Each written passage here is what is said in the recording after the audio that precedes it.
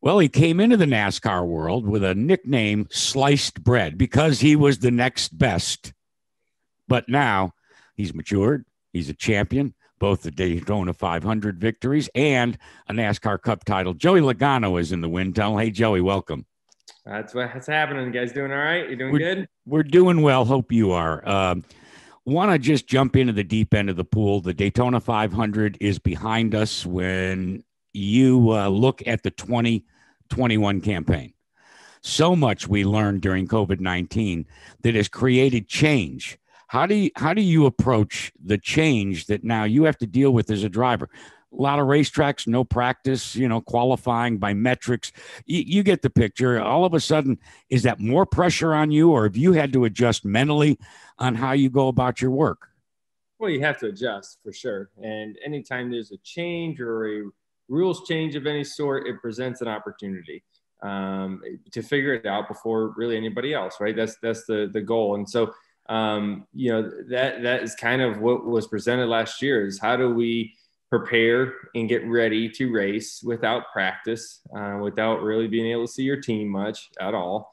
How do you prepare doing this all through Zoom calls? Like this is not my cup of tea. It's not my favorite thing to do at all. I want to be in person. I want to work on the car. I want to be there and tinker on it while throughout practice and try to find that little bit of speed, especially when you're working with the new crew chief, as we did last year. So I felt like we came out of the gates really strong when we had practice, and then as soon as the pandemic hit and we came back without practice, we went through quite the slump throughout the summer months, and it took a little bit to figure out what I needed in my race car and how to communicate that through Paul, because everything we were learning was after the race, or during the race, and we couldn't change it. So the second time by, as we came to some of these racetracks, the second time we were more successful. I was able to find more speed. And then we look to kind of build upon that this year once again. So I feel a lot more prepared this year, even though the rules are still pretty much the same. There's not going to be many practice sessions at all. I feel like we have a closer starting point. I must admit I had a little chuckle when I listened to you recently on Behind the Wheel on Sirius XM NASCAR Radio with the Bagman, and you mentioned the fact that you obsess over my helmet bag. Do I have everything? It's like a recurring nightmare. What you're going to go to the racetrack. They're going to tell you to get in the car, and you're going to unzip the bag, and what? Yeah, well, we've all been there, right? I feel like probably every race car driver has gotten to the racetrack and said, "Oh no, I forgot my earplugs," or "Oh, like there's something small." It's usually something small, and then you go into straight up panic mode trying to find something.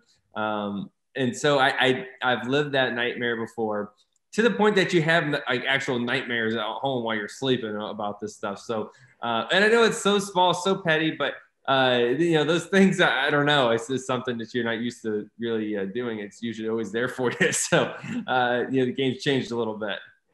Age and experience, Joey, bring a different approach to things. As I said when we brought you into the wind tunnel, you came on board with Joe Gibbs Racing, and you were sliced bread. I mean, you were the next best thing, and you hadn't even attained the age of majority yet, and there was an awful lot of pressure.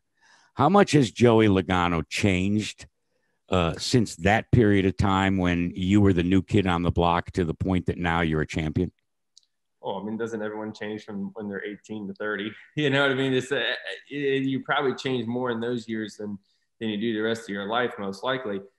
Because you're learning on, who you are and what makes you tick and how to be successful. And you're going to make mistakes, and that's okay. Mistakes are great. As long as you learn from them, they're great. I feel bad for people that are too scared to go out there and take a risk and make a mistake. You'll never learn. You have to go out there and take those chances. And I took plenty of them. I screwed up plenty of them too in front of a lot of people. But I don't have any regrets about that because I've learned from each mistake I made. And because of that, I feel like I've become a pretty good race car driver and know what I want and know what I need to do on the racetrack and know what I need in a race team. And that's because I started at a young age and I was okay with screwing up. Like it was not fun and it hurt obviously when you don't win and when you're getting judged by everyone outside and you end up having some pretty thick skin. You know, I'll be honest with you, I cared a lot about what people thought before. Now I don't care. You know what I mean? I'm going to drive my race car. I'm going to have fun doing it. Love me or hate me. I don't care. I mean, I hope you like me more than you hate me. I mean, obviously, but if you don't, it's not going to break my heart. You know, I'm out there for a job. I'm out there to, you know, support my race team, you know, my sponsors, my fans, my family, right? That's what this is about. So, you know, I'm going to go out there and be who I am. And that's what's been, you know, successful and taken a long time to get to. You know, you hit a touchstone with me when you said you go out there and you want to have fun. That doesn't diminish in any way the competitive side of things. From your perspective, how important is it that every day you have fun, whether it's in the car or at home or, you know, distributing PPE with the Joey Logano Foundation? Fun is important, but I think appreciating the moment means more. Because every day is not fun. Let's be honest. It's work. It's a job. And not every day is going to go exactly how you planned it. We lose way more races than we win. Even in the greatest year you have, you can win 10 races. You're still going to lose more than you won. You know, so it's just something that you kind of learn to live with. The competitive vibe in you, you know, you do it to win, not really to have fun at this level anymore. If I want to have fun, I'll go to a go-kart track with my friends, right? I mean, that's not what this is about anymore. It's about winning, like I said. But with that being said, you need to understand the situation that you're in and appreciate it, right? Because even on the worst day of driving a race car, I still drive a race car for a living. Like, I have to tell myself that this is an awesome job, no matter what. And yeah, there's pressure that comes along with it. Obviously, a lot of fingers always point to the driver, but you signed up for that pressure, right? That's what you wanted. You have to live with that and be excited about it and love it, because there's thousands of people that would love to be in my position. And I want every driver to know that, right? Like, I mean, out there, like, there's plenty of times you see grumpy race car drivers. I'm like, why are you grumpy? Like, this is still the greatest job ever. Everyone would love to be in this position. So it's just, you know, it's the attitude that I've taken, you know, over the years. And because of that, you see me with a smile on my face because I appreciate the moment and I do have fun with it and I enjoy it, but I'm there to win more than anything. Joey, you've watched as some of your peers, I'm thinking of like Jimmy Johnson, deciding to hang it up on a regular basis, but being more busy than he's ever been before, competing in the 24 Rolex 24, and then ahead, teaming up with Scott Dixon in the NTT IndyCar Series. What's on Joey Logano's future bucket list? I'd say I don't know what comes around the corner next for me sometimes. I'm the go with the flow guy. So, you know, if you told me I would be where I am right now and doing some of the things I'm doing 5 years ago, I might say, nah, I wouldn't get into that. I wouldn't want to do that. You know, whether it's on the racetrack and racing or stuff I do away from the racetrack. You know, I just kind of go with it. As the opportunity comes ahead of me, I always say yes. I always take it. Because I don't know where it's going to go. You know, some of them go to dead ends and you say, oh, well, but you learned something, right? Going back to that piece about making mistakes. If you say no to everything, you're never going to learn. So usually I keep my plate a little fuller than it should be. But I'm going to take advantage of the opportunity that comes my way. I'm still young and things can go 10 different ways from here. So I don't know, right? I can't look at, you know, say Jimmy Johnson's doing all these really fun things and he should, he deserves it.